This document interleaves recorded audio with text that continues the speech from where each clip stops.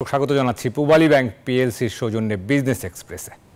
চলতি ২০২৪-২৫ অর্থ বছরে কৃষি ও পল্লী ঋণের লক্ষ্যমাত্রা ৩৮,০০০ কোটি টাকা নির্ধারণ করেছে কেন্দ্রীয় ব্যাংক। এক্ষেত্রে দালালদের আধিপত্য রোধে কাজ করতে চায় সংস্থাটি। গেল অর্থ বছরের লক্ষ্যমাত্রার তুলনায় যা ৩,০০০ কোটি টাকা বেশি। বৃহস্পতিবার বিকেলে বাংলাদেশ ব্যাংকের সম্মেলন কক্ষে আয়োজিত ব্রিফিংয়ে governor doctor Ahsan H Mansur এসব তথ্য জানান। এবছর বিশেষায়িত ব্যাংকগুলোর জন্য ১২,৬১৫ কোটি টাকা এবং বেসরকারি ও বিদেশি বাণিজ্যিক ব্যাংকগুলোর জন্য ২৫,৩৮৫ কোটি টাকা লক্ষ্যমাত্রা নির্ধারণ করা হয়েছে।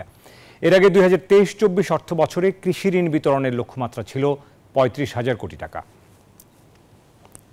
যেটার মাধ্যমে আমরা ডিটারমিন করব আসলে কতখানি দৌরাত্ম দালালদের আছে, টার্গেটিংটা কতখানি হচ্ছে বা হচ্ছে না সেটা আমরা বের করার চেষ্টা করব। সেটার ভিত্তিতে আমরা আমাদের অন্যান্য স্টেপগুলো আমরা নেব যাতে টার্গেটিংটা ইমপ্রুভ হয়। টার্গেটিং যদি না হয় তাহলে কৃষি বলে তো লাভ নেই, এটা তো যাচ্ছে অন্য জায়গায়।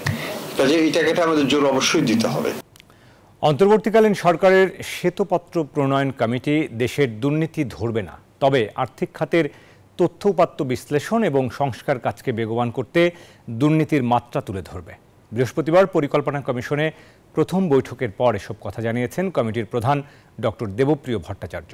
বলেন, এই কমিটির কাজ মূলত অর্থনীতিতে স্বচ্ছতা আনতে অনুশীলন ও চলমান অর্থনীতির ভিত্তি ঠিক করা। এটা দুর্নীতি ধরার কমিটি না, বরং কোথায় দুর্নীতি হয়েছে তা বলবে এবং এ বিষয়ে পরামর্শ দেবে বলেও জানান তিনি। যে কোন পথে যাওয়ার ক্ষেত্রে কোথায় গুরুত্ব দিবে, এইটা ততখানি সংস্কার কর্মসূচি দিবে না, এইটা সংস্কারের পথকে আলোকিত করবে। আর এর আগে এই সমস্যা যাতে কোনোদিন আবার উদ্ভব না ঘটে, তাহলে সেই ক্ষেত্রে রক্ষা কবচগুলোর কথাও উল্লেখ করা হবে। সপ্তাহের শেষ কর্মদিবসে উত্থান দেখেছে দেশের পুঁজিবাজার। এদিন প্রধান শেয়ার বাজারে প্রায় ৩০০ প্রতিষ্ঠানের শেয়ারের দাম বেড়েছে।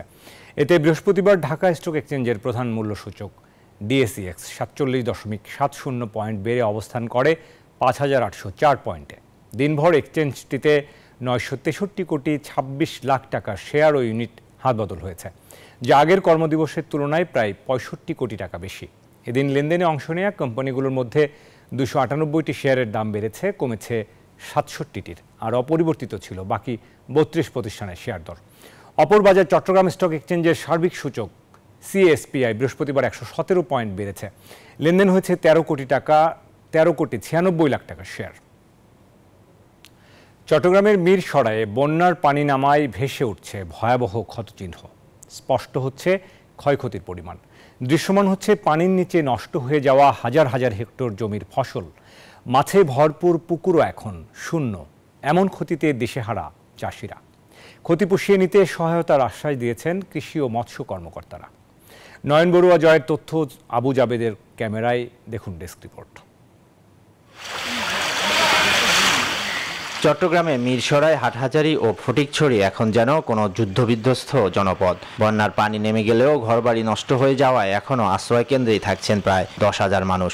নষ্ট হয়েছে হাজার হাজার হেক্টর জমির ফসল, ভেসে গেছে পুকুরের মাছ। ঘরের ভিতরে ফার্নিচার যত আছে সব সব সব সব কিছু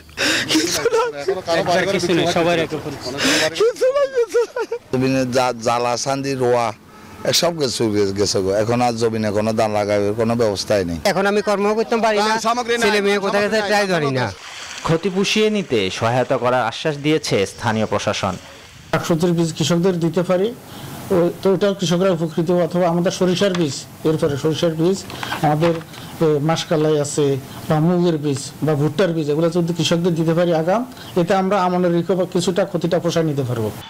বন্যার প্রভাবে যেন খাদ্য সংকট তৈরি না হয় সে বিষয়ে আগাম ব্যবস্থা নেওয়া উচিত বলে মনে করেন সংশ্লিষ্টরা।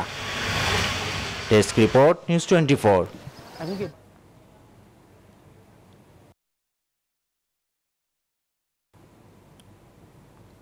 এবার সাবেক ৩ মন্ত্রী ও ২ প্রতিমন্ত্রী সহ আরও ২০ জনের বিও হিসাব জব্দ করেছে পুঁজিবাজার নিয়ন্ত্রক সংস্থা Bangladesh securities and exchange commission BSEC.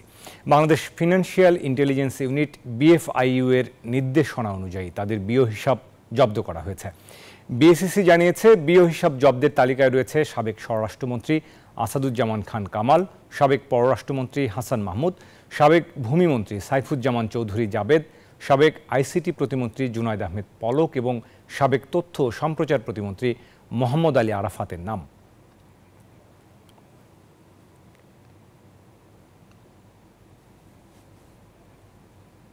দর্শক, এই ছিল আমার কাছে পূবালী ব্যাংক বিজনেস এক্সপ্রেসের খবর।